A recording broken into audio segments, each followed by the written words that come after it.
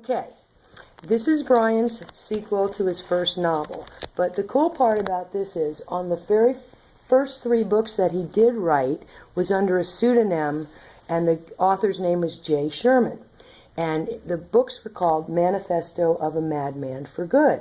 Well, in the sequel, he actually took the character Jay Sherman from his first 3 books, and he is the Madman for Good in the sequel. So it's cool because he kind of brought all that together. So, yeah. So anyway, go for it. Cool. Yes, and this is a sequel. It's going to be a series of 7. I kind of open it up. I don't want to give too much away of the story, but by the end of this book, you definitely see where I'm going with it. It's just been so passionate of mine. It's amazing that it took me 5 books to feel like an actual writer. I mean, feel like the passion when I was writing it, that I was upset because I didn't know how the book was going to end when I was still creating it. So it must have meant I was on the right track somewhere. But so this is the book. Mom did the artwork again. It's great. Starts in Cuba, ends up in Detroit, and just kind of snowballs just one thing after another. So it's exciting. I enjoy it. So the first section I'm going to read from is Jason and Christina are walking down the streets of Havana after receiving a mysterious postcard that was slipped under their door. Succulent pork and boisterous 55 Chevys backfiring provided smells and sounds so thick you could cut them with a knife. The buildings looked like something out of an old movie, where time never caught up and the whole city was on hold. This is what Jason and Christina experienced when they walked through the streets of Havana for the first time. Both of them had been out of the United States a few times, but this was the start of a whole new adventure, and they both could feel it. The food from these street vendors smells insanely good. My mouth is watering, Jason uttered with a huge smile on his face. It does smell good, but let's not forget while we're here, replied Christina, who loved food just as much as Jason, but knew he had a habit for getting sidetracked. She had to help keep him on point. That postcard, how did it get to him when only a few people knew where to find them? Even if it was Brian, what connections did he have to find where he and Christina were? Jason knew he could trust Brian because they had been through so much together. At the same time, he knew a lot was left unsaid. You still with me? Looks like you got lost in that unwieldy brain of yours and were floating away, wondered Christina with a caring but nervous look on her face. How could Brian have possibly known where we were? If he could find us, who else could? Something tells me we'll find out when we find Brian. The way we do that is by following the synchronicities. That's what led us to take down the president. And that's what led us to a place that's been the home of so many dissidents and rebels over the years. Anyway, let's also try to have some fun. How often do we take vacations? You're so right, agreed Jason as he leaned over and gave Christina a deep kiss that kept their souls intertwined, giving them the ability to delve into whatever the next step was going to be. We should stop and get something to eat, and maybe even listen to some music. I'm sure that'll get our brains moving in the right direction, Christina mentioned as she steered Jason into the small restaurant on the corner. That's a great idea. My mind always works better on a full stomach. Besides, there's no way I'd come here without roaming amongst the people, Jason shot back. He eagerly followed Christina into the Paladar with a joy he hadn't felt since the leader of the free world became just another proven criminal and liar. What became of Charles Bowman? Since a mysterious group made up of the world's most powerful people were hiding him, there was no telling where he was. The only thing Jason knew for certain was that they must enjoy this moment at this time. Just like Rydell happened on them in the bar out of the blue. Somebody could tap them on the shoulder in this neighborhood place, and it could be the beginning of the end. The lights were dim, and the small crowd consisted of the usual lunch rush. When Jason and Christina sat down at one of only 10 tables in the place, he knew this was the spot they would plan their next move. They're here. Do you want me to engage them, or just wait to see if they lead us to Brian? Asked a graying man in his early 50s behind a bar. Wait and see what develops. They might lead us right to him. Brian is hiding somewhere in Cuba, but we can't openly look for him. We bourgeoisie Americans aren't exactly welcome here. Brian being lured here by that postcard was just the first step. Using Jason's skills to our advantage is exactly the mind game I want to twist him up with. We have so many surprises in store for him, amigo, stated the confident man on the other side of the phone. So, the next section I'm going to read from is Jason and Christina find themselves at a weekly protest rally that they found outside of the restaurant after they finished eating. The madman was scanning the crowd and noticed many people carrying signs for the different issues they cared about. Privatization was by far the most popular, and he knew faceless entities didn't like people who stepped out of line. He needed to know who was truly interested and who was faking interest so they could tear others down. There might be a limit to their greed, and there might not be.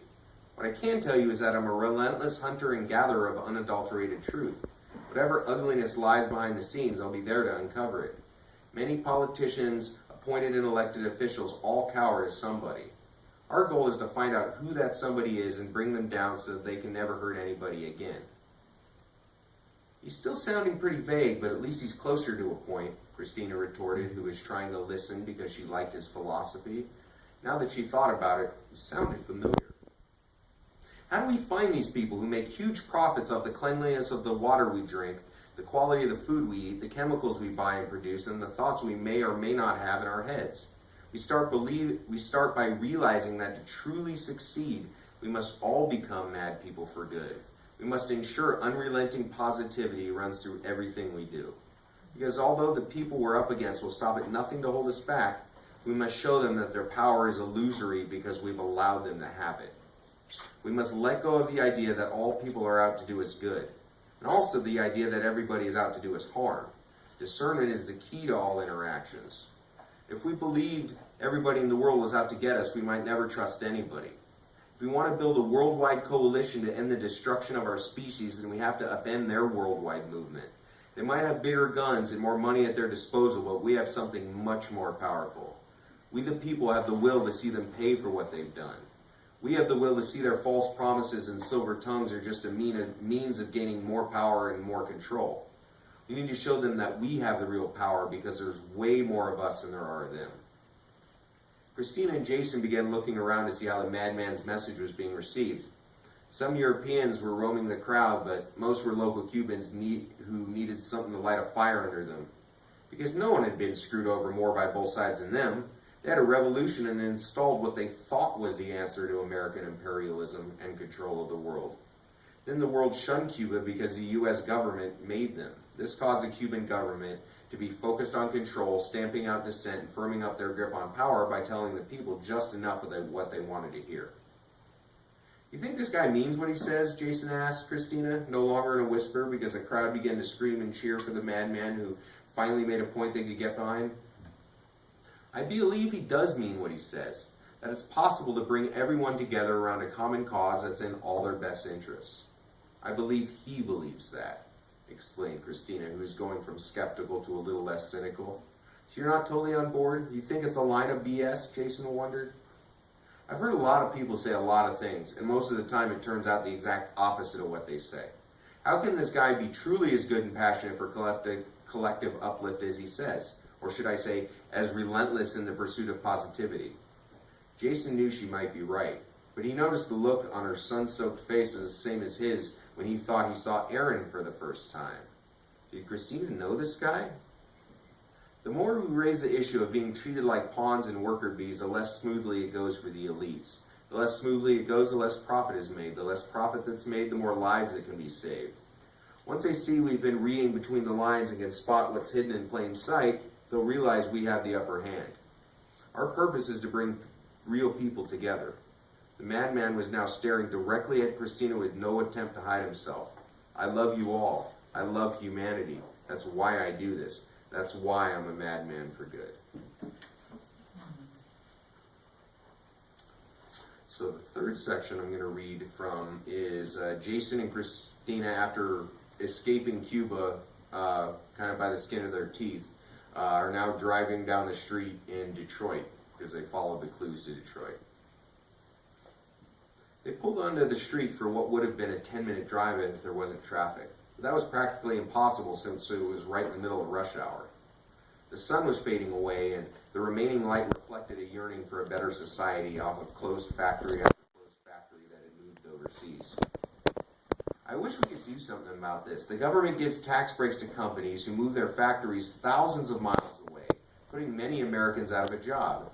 Meanwhile, the companies say they need these tax breaks because it gives them money to expand and create more jobs. They just fail to mention those jobs won't be in this country. Jason seethed.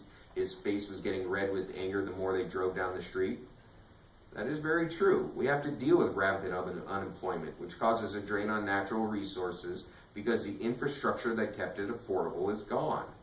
The companies say that if they took control of power and water systems, they could streamline its delivery to the people. Goose wanted to ensure that he was part of the conversation. Every kid they saw playing outside seemed to be wearing clothes and shoes that should have been thrown out years ago. Goose joined up with Jay years back after convincing him that after years of investigation, Marty wasn't the great guy he made himself out to be. He continued to dig up information while the man for good was in exile as he waited for that right opportunity to make his dreams come true. Yes, they think of profit first when delivering water and power to the people. Since they're the only ones providing it, they can charge whatever they want. Working people can't afford to pay because the rates have been raised so high, quipped Christina. She looked at Jason because she was getting just as excited as he was since they were getting an opportunity to do some good. Maybe we need some kind of technology to save us. It's true that technology is partially responsible for the downfall of society by making everything impersonal, but we can also use it to our advantage. We can also use technological breakthroughs to help advance society. Some people say the road to hell is paved with good intentions. Without good intentions, however, a person will never know what the right course of action is. People get in trouble when they think that if their intentions are good, they don't have to take action, replied Brian, since he had just as much to gain or lose as anybody else. Would his brother really allow this to happen without it being just one more scheme? I agree. That's why the madman for good became the madman for good. Unrelenting positivity through the action of doing the right thing, expressed Goose, whose passion and hope grew from the energy building in the car. He wanted to start as a catalyst for change and then transition into an agent of change. I'm not sure which one I am yet, but something tells me I'll soon find out. And so the last section I'm going to read from, Jason and Christina are in a bus station and they're asking for directions and they're, in Detroit. As the guy in the booth looked down at the computer screen with a scowl because he had to deal with obnoxious jerks for crappy pay, Brian whispered from behind them, "He looks familiar, like I've seen him somewhere before." Brian seemed to be having a flashback, or maybe the congressman's weed was just that good. "It seems like he's helped us before, I just can't put my finger on when." "Now that you mention it, he does look familiar," noticed Jason. The guy in the booth leered at them suspiciously before he spoke. "I can hear every word you're saying. You aren't exactly being quiet, Trust me, you've never seen me before. Don't say we all look alike, so I must be the guy you ran into." The lockers?" inquired Christina, trying to restore order. "Yeah, at the far southwest corner of the station is a bank of lockers. There might still be a few available. You'll see a pay station with instructions there that should explain everything." "Thank you," Christina responded graciously. "No problem. And make sure your punk friends don't talk trash at my booth again or I'll have to come out and kick all their asses." Christina led the boys away. She didn't want to draw any more attention to themselves other than the people already watching them. "Why did that guy get defensive all of a sudden? We didn't even do anything," implied Brian. "Somebody must have pissed in his Cheerios." "He only got upset when you said you'd seen him before," conveyed Christina, happy she was there to settle down the testosterone. "People only get that upset when you're speaking truth and they have something to hide." Jason was happy to see that the woman he loved was becoming more attractive as time went on. "I love you, baby, you're right. We probably have met him somewhere, but where?"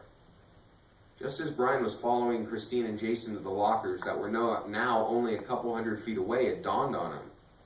Were people following them? How were they able to move through this crowd without somebody jumping out and grabbing them? Were they being led into a trap? What about Rydell? What about my brother, for that matter? Weren't they going to help us out? Where are they?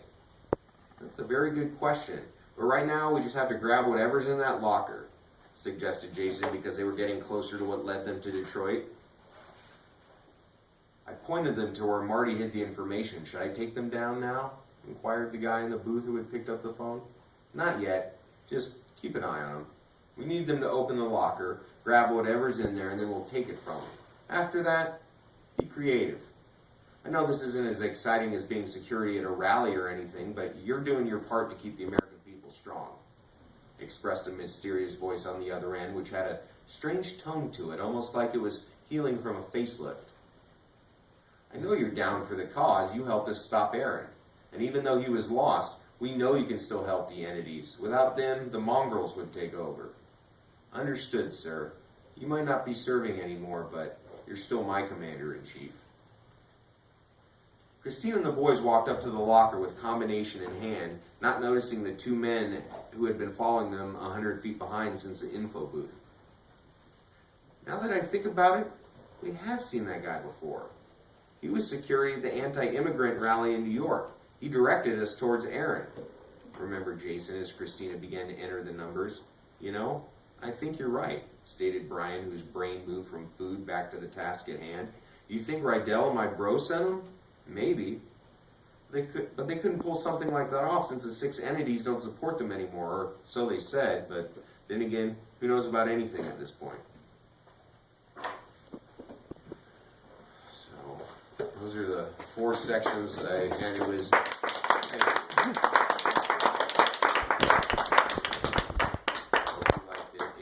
I found it a little difficult to pick out 4 pieces that didn't give away the story but enticed someone enough to pick up the book, because there's a lot of twists and turns and people who are related to other people and other things that happen, and just didn't want to give too much away, but so hope those were okay. But so any questions or any comments? Or, this is book number 2. Yeah. Mom did the artwork again. We're going to do each book kind of the same, but with a different color scheme on each one and a different kind of symbol on the front. So that's one of the great things too, is just doing a creative project with her and kind of each getting our creative juices going. So that's very heartening. So. Is this what you're writing when I see you at the marsh? A lot of times, yeah, or researching, or just kind of lifting my energy so when I do go to sit down to write, it can come out. So even if I'm not in that straight, kind of production stage, it's all about seeing how it all kind of fits together and making myself more productive. So, yeah. You have a nice, you have a lot of complexity in different types of vocabulary that you use, and I think that makes it really entertaining. It is enticing. It does make you want. I'm just thinking of myself and how it would be kind of difficult to put the book down, honestly. Because it just kind of draws you in. Of course, the storyline. Sure. And totally the political thing. Yeah. Political economy stuff. But yeah, I heard that the process is starting to flow pretty well, huh? Yeah. It is. It definitely is. So nice. Yeah, and it's just really it really, for me, it always goes back to like my favorite writing exercises in school, where a professor would give us like one sentence to write from, and we got to create a whole story from one sentence. And so that's basically, as long as I have a bare bones kind of skeleton of what I want to do, like they go here, and then this happens, and then that happens, and then maybe work out something at the end, but then just kind of fill in all the details with just whatever stream of consciousness I can pull out. But so it's definitely starting to flow. I can really feel myself really, it is strange that, have to almost get started in my 6th book, which I'll be, the new book I'll be starting in a few weeks, to actually feel like a writer. But everybody in their own time, so. The thing that I liked about this book, and your development keeps going on, but as you're ending the chapters, and you hit the end of the chapter, you go, oh my God, because you can't believe what just happened. And then you start to read the next chapter, and then you get to the end, you go, oh my God, I can't believe that they're related in that way, or this or that. And you know, it does. It keeps you wanting to just keep reading it and reading it, you know. So, very proud of you. Thank you, thank you. Yeah, I know there's a lot of dialogue in it. I like giving away key points of the story through dialogue instead of narration. That's just, I don't know, I just like that. Two people talking to each other. But it's funny, people that have read it, if, it could ever be honed down or the story or one of the books get picked up, it would be easily turned into a TV show or movie because there's so much dialogue in it. And then just fill in the stage direction, and that's almost the easy part at that point. But, Netflix, here we shoot come. through the Hulu. moon, right? I mean, you got to set your goals high. I like reading dialogue. Dialogue is kind of engaging, Yeah. because you're kind of interacting as if you were in the conversation, And that's, that's how I want to feel, like I'm there. And the descriptions are getting a little better, and just like anything, the process is getting a little smoother. But the writing's getting a little better, and it'll progress just like anything. More descriptions, more. There was a lot of suggestions by people that read the first book that they wanted to see more about Christina's family and stuff, and just more about her background. And without giving the story away, of course, her family is very integral to this book, this story, but really the whole series. And that's just kind of, maybe I just heard that from enough people, and then when I was writing, it just kind of came out of my subconscious somewhere and just filtered into the story. Not really sure, but so there's definitely some of that in there. But it's and then each book is kind of going to be about a different social issue, and you see how that kind of gets woven into the story when you read it again. I don't want to give too much away, but the next book is going to be about private armies and military contractors and everything, and so I know that one will get a little hairy, I'm sure. But this one has, it does have a couple murders. I don't want to say murders like, killers or whatever, but just a few people get killed. There's a few action scenes, which I'm sure will kind of, get a little better. You actually have the whole solution for the drought globally in your book. Yeah. Something small like that. Yeah. Yeah. Woven in. Yeah.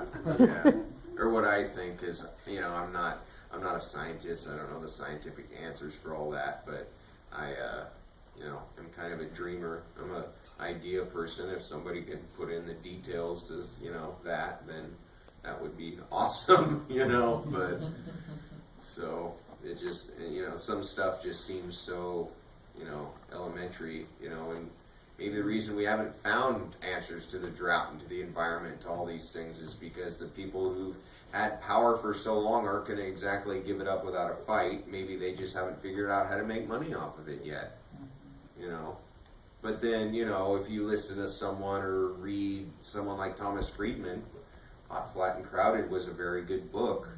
One thing that he brought up was basically we have to appeal to the wrong people for the right reasons. And the fact that we have to appeal to the giant companies and the big oil companies and these huge corporations because they're the ones with the infrastructure already in place that could possibly fix it on the scale that we would need to actually have, a major effect.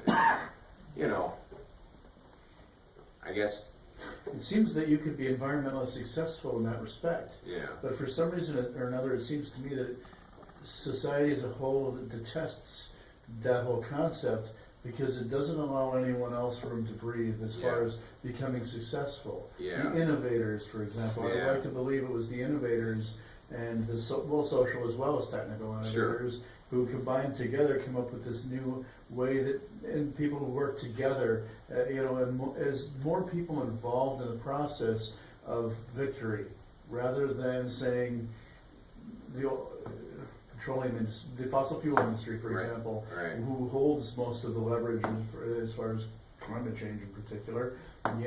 If we're waiting for if the investors in that type of industry are holding out, waiting for their way to figure out how they can make the money off of it.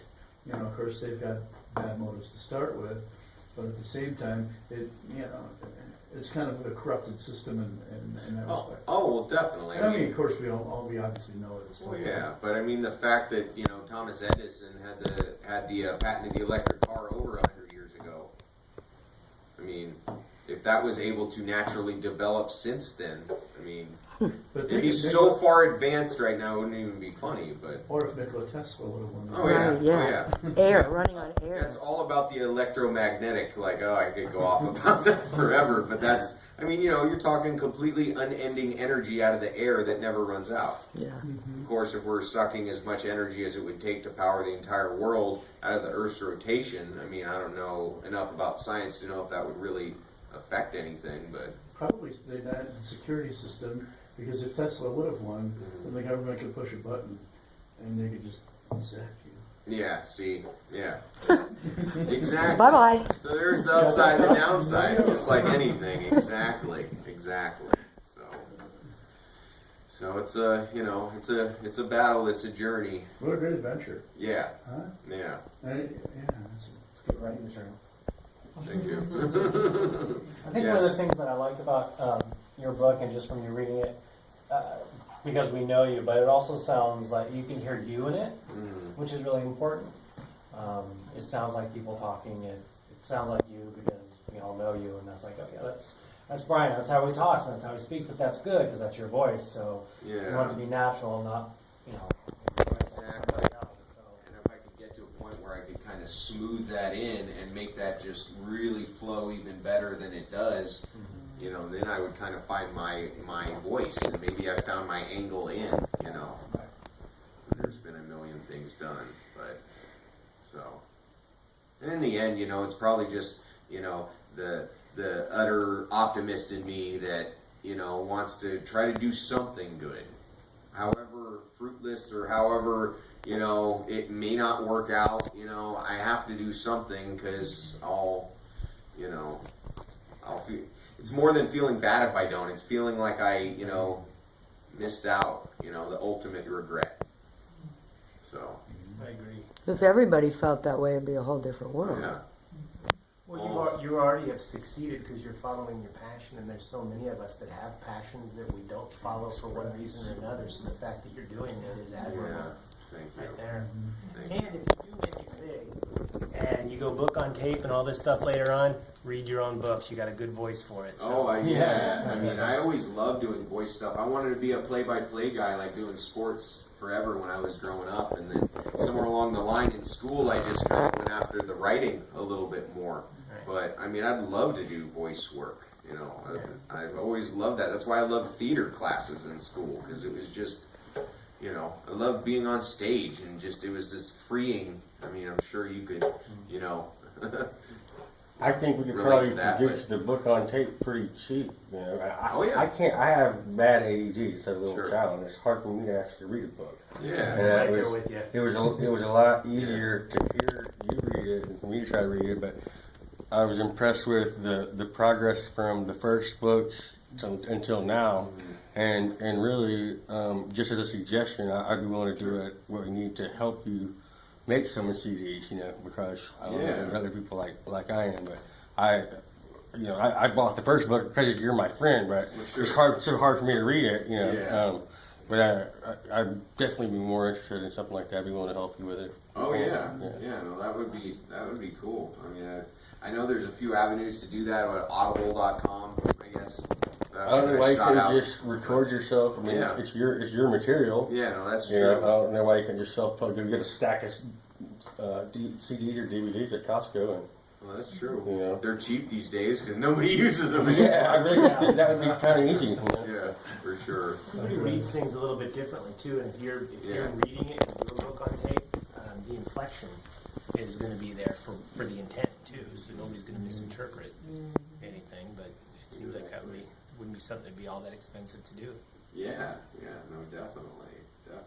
And it would be, you know, it would catch a lot of people, you know, that, like you said, either, you know, just don't have the time or don't have the attention or don't, you know, whatever it may be. I mean, that was the idea when I was writing the first few books, to try to catch someone who didn't read a lot, you know. So I know that, like, you know, not everybody will sit down with a book for, you know, hours at a time. You know, a lot of people can't do that. But If you drive to Reading, the radio goes out about Willow Creek. yeah, Yeah. exactly. Right. Yeah, exactly. So that'd be it for sure. No, yeah, that would be great. It'd be great to see. So, So, why did you choose Cuba and Detroit as your beginning and end points in the book? well, Cuba, I think, kind of came in because of the Jason's affinity for Cuban sandwiches in the first book, and then like the thought of like describing a Cuban sandwich like as the beginning of the book kind of started as a joke, and then like because that the first section that I read was the first like part of the first chapter, but the prologue or whatever is the description of the Cuban sandwich, which comes on the postcard that's slipped to them, and that's what kind of leads them to Cuba. And I just thought that would be interesting. And then it's funny that it comes out, and then, you know, a couple months later with the whole embassy thing, and Yeah. 54 years later. yeah, Like, quite timely. So it's kind of funny like that. But it's and then Detroit, because my dad's family's from Detroit, so it was just kind of in my head and was like, yeah, this would be fun. You know, didn't really have any affinity. I wrote since. You know, Cuban sandwiches kind of make its way into this book, but since I was in Detroit in the Midwest, it was Coney dogs.